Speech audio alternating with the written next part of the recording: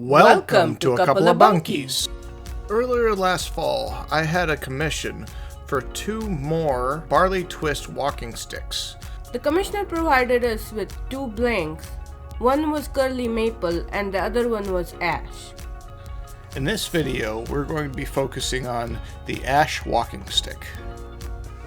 At this time, I didn't have any fancy machinery in order to do this, so I proceeded just like I did the Osage Orange walking stick, link up in the description.